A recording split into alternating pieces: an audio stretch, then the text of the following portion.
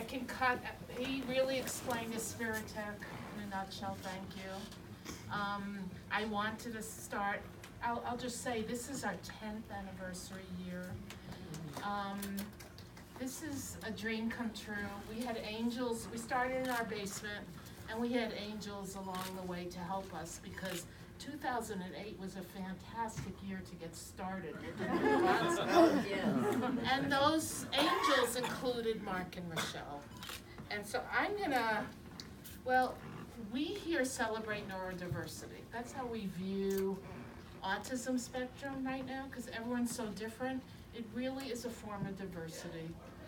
If we value as a society, as business, if we value different ways of thinking, this is the place to come. This is ingenuity. Our folks think outside the box, and they have gifts and talents to share with businesses. And it took so many years of struggle and angels along the way, so many.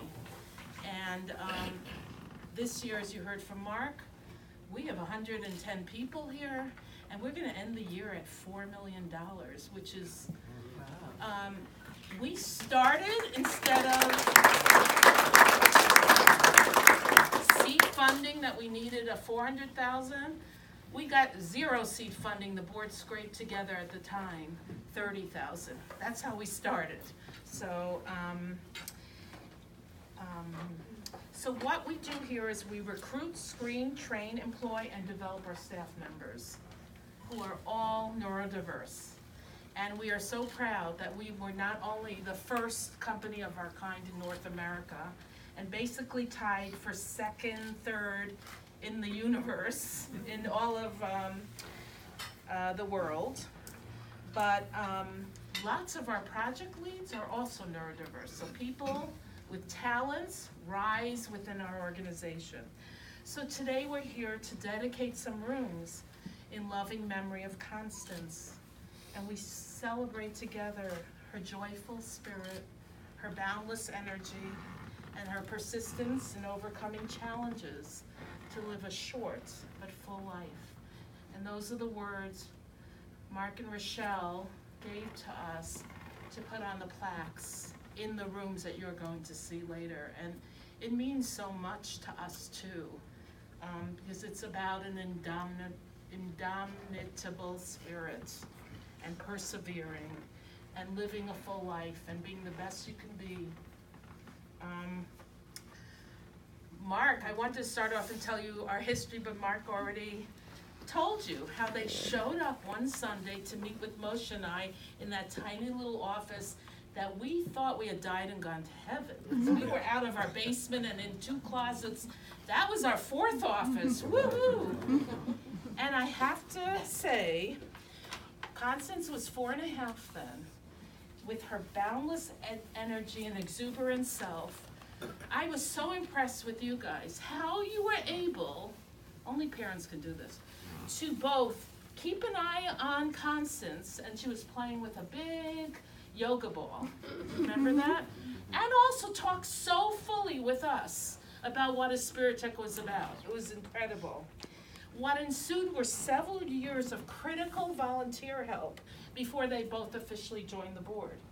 Marc shared his business expertise with Moshe, who was like, one of the 2, staff people managing. It was him. And also with other staff members. And he helped us evolve from that mom and pop, tiny little entity to whom we are today, and who we're becoming. In 2015, he even led the board and staff on our 2nd strategic planning adventure process. And in that process, he interviewed staff, clients, community members, board. 4 different. And there's one thing I take away from it that I tell every potential new client that we wouldn't have without Marc. The thing that shocked me most was our client survey. Independent, they didn't know who Marc was. We didn't get their names. The #1 reason those clients used Aspiritech, what did I think? our mission, right? We've got a great mission. We underutilize people, and we're bringing jobs back to the U.S. for people who are very motivated to work and have an extraordinary capability. It wasn't. Number one was quality of our software testing. Remember that? Number two was price, of course. We've learned that. And number three was our mission. So our mission may get our foot in the door with companies. It doesn't keep us there. And then Rachelle, volunteer. Where is Katie? Katie's both photographer and social media manager. Rachelle volunteered to work with Katie over a year or more, many weekends in the library to help Katie become the social media manager she is today. Thank you, Rachelle. Thank you, Marc. Thank you, Katie, for your great work. What? I said thank you, Katie, for your great work. Thank you for your help. The bravest thing that Rachelle actually did was come to one of our board members, and many of our board members here weren't there then. It was several years ago, and try to teach us social media, including me. I think that was the bravest thing you did.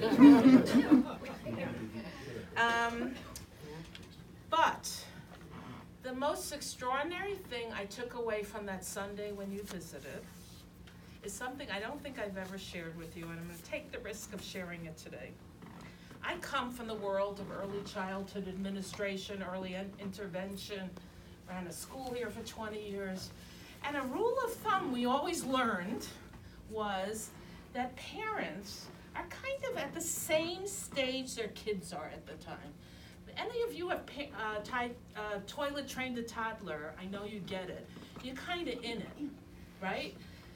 You don't see ahead, you don't see behind, yes? You think this child will never get out of and I used to say that to the board of my previous place of employment.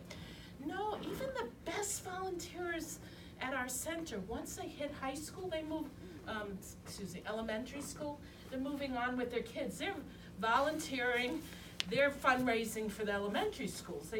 We train them to be great PTO members. Why is this important?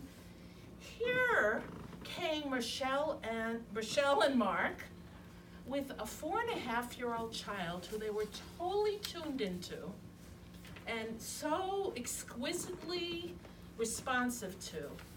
And yet, they were thinking about adults on the autism spectrum. You don't realize how unusual, extraordinary that is.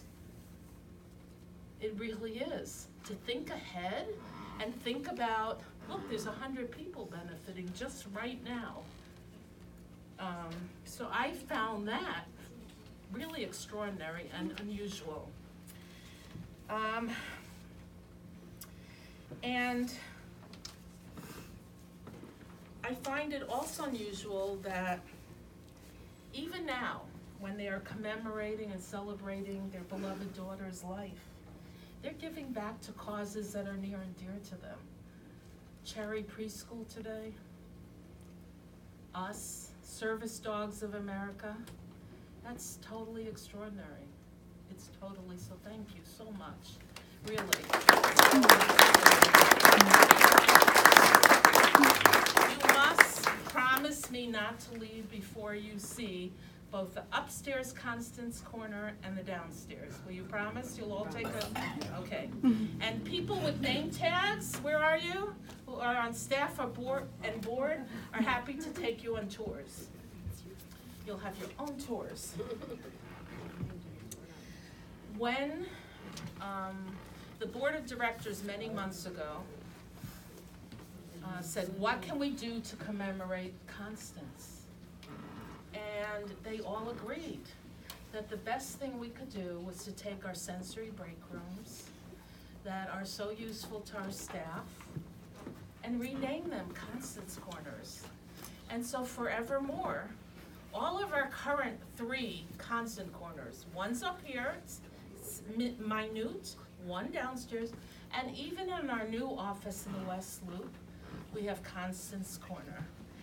And please, I want to welcome Bonnie Golden, our social worker, to tell you what these sensory break rooms, which are now called Constance's Corner, what they mean. And my memory, besides cake party, party cake, is Constance downstairs. You'll see a swing, just loving her swing, the swing. So this